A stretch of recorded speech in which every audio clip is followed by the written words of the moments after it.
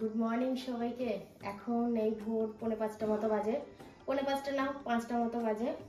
তো যাচ্ছি হাজারদুয়ারি, গতকালকের ভিডিওতেই তোমাদেরকে বলেছি। তো চলো বাড়ি থেকে বেরোনো যাক, সকাল সকাল দুগ্গা বলে। ওই দেখো তাড়াতাড়ি হাঁটছে টিকিট কাটার জন্য, কি জানি ট্রেনের টাইম হয়ে গেছে কিনা বুঝতে পারছি না। আমি বুঝতে পেরেছি তোমার দু হাত যখন এরকম দূর থেকেই যে তুমি চা নিয়ে আসছো। ট্রেনের কি দেরি আছে? ওই ট্রেনটা দেখে আমি ভাবলাম কি যে ট্রেন হয়তো মিস করলাম। লালবাগ ডাইরেক্ট কেটেছো? নেই, কাটা অবধি দেবে টিকিট। ট্রেন ঢুকে পড়েছে আর উঠেও পড়লাম। কি বলবো, মানে এত ভালো লাগে যদি এরকম ফাঁকা ট্রেন দেখতে পাই, এত সিট।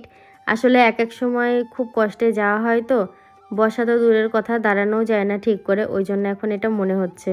কাটোয়া চলে আসলাম, আর কাটোয়ায় এসে আবার টিকিট কাটতে হয়। দেখো ওইখানে ট্রেন দাঁড়িয়ে রয়েছে, ওই ট্রেনটাই যাবে, কিন্তু আমার কর্তা এখনো টিকিট কাটা আসেনি।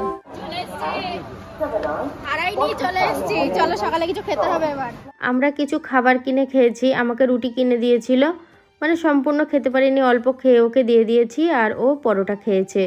আর দেখো ট্রেন তো তার মতো চলছে, চলতে চলতে চলে আসলো সালার স্টেশনে। অনেকটা টাইম পার হয়ে গেছে। তো এই স্টেশনে আমি বহুবার নেমেছি, তোমরা কেউ কেউ দেখেছো ভিডিওতে, কিন্তু এখন নামবো না।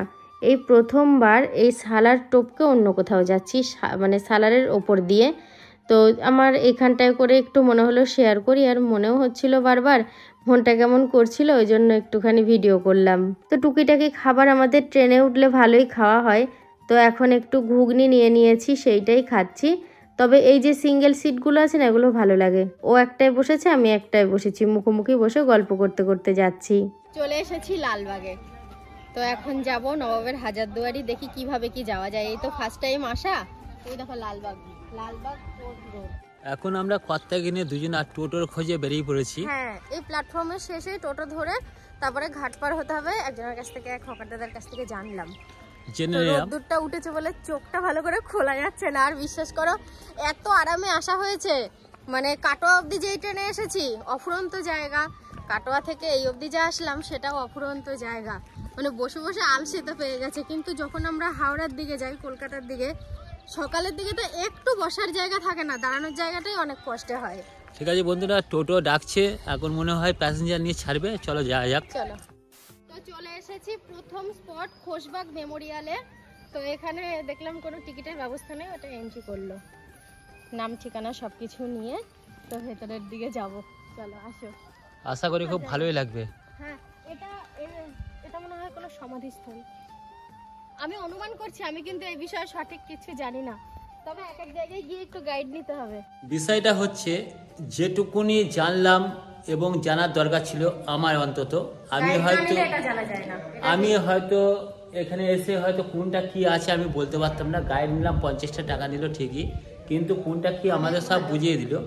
আর আমার সাথে যেরকম এখনই বললো যে ইতিহাসে পড়েছি, এখন বাস্তব দেখলাম, কিন্তু আমি তো আর ইতিহাসে পড়িনি, আমি বাস্তবে দেখলাম, খুব ভালো লাগলো। আর আমরা না মানে প্রয়োজনের বেশি টাইম দেবো না, যেহেতু আমাদের সারাটা দিনে অনেক জায়গা ঘুরতে হবে। চলো এখান থেকে আর একটা জায়গায় এবার যাচ্ছি। চলো, এবার আমরা গঙ্গা পার হব। তো ওই যে গঙ্গা, শুধু আমরা না, আমাদের সাথে এই টোটোটাও পার হবে, টোটো নিয়ে ওই পারে গিয়ে ঘুরবো।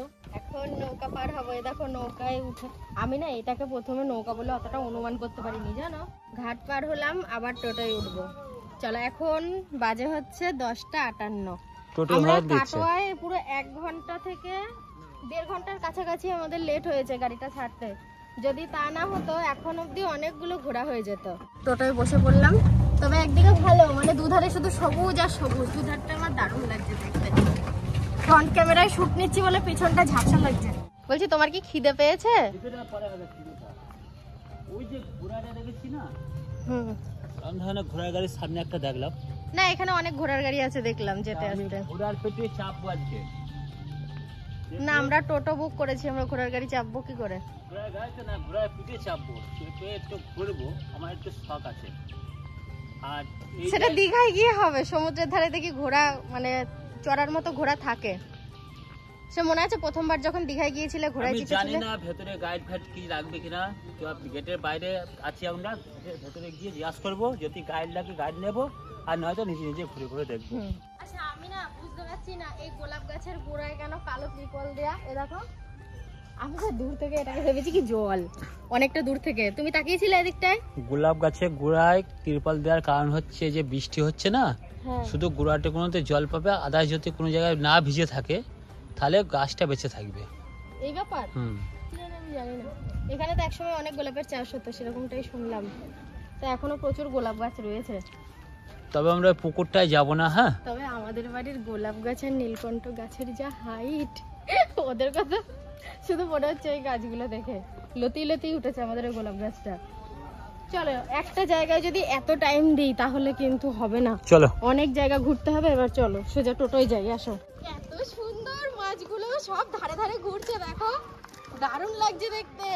অনেক কিছুই দেখলাম ভেতরে মিউজিয়ামে, কিন্তু ওখানে তো ক্যামেরাটা ঠিকঠাক অ্যালাউ নেই, ঠিকঠাক কি ক্যামেরা অ্যালাউই নেই, যার জন্য মিউজিয়ামের ভেতরে অনেক কিছু দেখেছি, নবাবদের ব্যবহারী সাজ পোশাক, যুদ্ধের জিনিস, বহু কিছু। এখন আমরা মানে বাইরের দিকে যাব। এই জায়গাটাও কিন্তু খুব সুন্দর, এই বাইরে বাইরে একটু ভিডিও করা যাচ্ছে। এখনো অনেক জায়গা ঘুরতে হবে, মানে কখন কি ঘুরবো আমি ঠিক বুঝে উঠতে পারছি না। 12:26 বাজে, কিছু খাবার দাবার খেয়ে নিতে হবে। হ্যাঁ, বেরিয়ে খাবো। আমরা এর ভেতরে যাচ্ছি না, কারণ আমরা এটা রাস্তা থেকেই দেখবো, প্রচুর এখনো বাকি আছে, সেগুলো সব ঘুরতে হবে। আর আমার গিন্নির আমি টোটোতেই বসে আছি। হ্যাঁ, তাহলে এখন এখান থেকে রিটার্ন চলে যাওয়া হোক, তাই তো দাদা? চলেন। হয়ে গেছে এটা দেখা। এর ভেতরে না মোবাইলে ছবি তোলা বারণ আছে, জলের বোতল নিয়ে যাওয়া বারণ আছে। আচ্ছা ঠিক আছে। ভেতরে জোরে কথা বলাটা বারণ আছে। এই যে আপনি আমাকে গাইড মিউজিয়ামের ভেতরে হেঁচকে উঠলে কি হবে দাদা? সেটা তো আলাদা ব্যাপার। ঘরের ভেতরে জোরে কথা বলা গাইড করা বারণ আছে। তো আপনি যে আমাকে নিয়েছেন, আমি কিন্তু আপনার সঙ্গে ঘরের ভেতরে গিয়ে জিনিসের কাছে গাইড করে আপনাকে কিন্তু বোঝাতে পারবো না, কারণ নিয়ম নেই। তো দেখো ভেতরে চলে এসেছি, হাজারদুয়ারি পুরো রাউন্ডা। যারা যারা এসছো তারা তারা তো জানোই, আমি অনেকটা লেট করে এসেছি, এই জায়গাটা আমার ঘোরাই হয়নি। এই একটা বিশাল কামান রয়েছে, দেখো কামানে যাচ্ছে তো প্রচুর ওয়েট।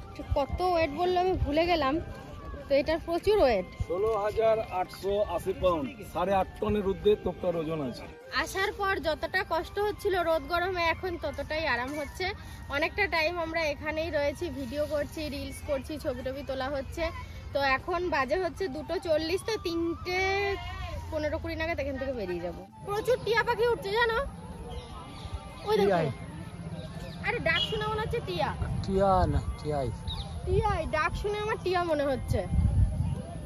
তো হাজারদুয়ারি দেখা কমপ্লিট হয়ে গেল। এবার মতিঝিল নামে একটা জায়গা আছে, সেই জায়গায় যাব। তারপরে আর কোথাও ঘুরবো না, যদিও ঘোরার জায়গা থাকে সোজা বাড়ি। এই যে চলে এসেছি মতিঝিল পার্কের একদম গেটের সামনে। তো আমার কথা বোতল হাতে ঝুলাতে ঝুলাতে যাচ্ছে। এই গাছগুলো কি গাছ? সাবু গাছের মতন ভাব, কিন্তু আমি ওই নামটা শুনেছি, কিন্তু আমি মুখে আনছিলাম না। আমার একটা বক্তব্য, সাবু গাছে কি আদৌ সাবু ধরে? যেগুলো খাই মেখে মেখে উপোস করলে ওই সাবু ধরে? দুজনা বলতে বলতে যাচ্ছি, আর ভালো লাগছে না, আর এমন কিছু দেখবো না আমি বলছি, কিন্তু আমি বলছি কিনা যা এসছি যখন সম্পূর্ণটা দেখেই বাড়ি যাবো। এদিকটা একটা পার্ক মতো করা আছে। সব পার্কই, হ্যাঁ গাছ গাছালি পার্ক। ওদিকে একটা ঝিল মতো ছিল। চলো এখন টোটো অপেক্ষা করছে, টোটো যাই। যাওয়ার আগে আর পরে দেখো তোমরা পরিবর্তনটা লক্ষ্য করো। লিপস্টিক নেই, টিপ আছে না, টিপ নেই, কানের নেই, গলার নেই, সব খুলে ফেলেছি। আসলে অনেকটা রাত হয়েছে। তো এবার কি বলতো, প্রথমত হচ্ছে আমার একটু অসুবিধা হচ্ছিল। আমি অনেক জায়গাতে গিয়ে আমি খুলে ফেলি, দিন হলেও। আবার অনেকটা রাত হয়েছে, ধরো সোনা ভেবে কেউ যদি হ্যাচাত করে টান মারে, আরে সোনা তো গেলে গেল, আমার কানটাতে চলে যাবে। সবকিছুই মাথায় ঘোরে, ভাবনা চিন্তা করেই চলি। অনেক রাত হয়েছে, 1টা বাজে। তবে আমার কোনো এটা নিয়ে অসুবিধা হচ্ছে না, কারণ আমরা তো প্রায় সময়ই এদিক ওদিক যাতায়াত করি। তোমরা ভিডিওতে দেখেছো অনেক রাতে, মাঝরাতে, ভোর রাতে বাড়ি আসি। তো এটা আমার অভ্যেস হয়ে গেছে। তো আর কি বলি বলো, এবার ফ্রেশ হবো, ঘুমাবো। তো চলো আজকের মতো গুড নাইট, দেখা হচ্ছে আবার পরের ভিডিওতে।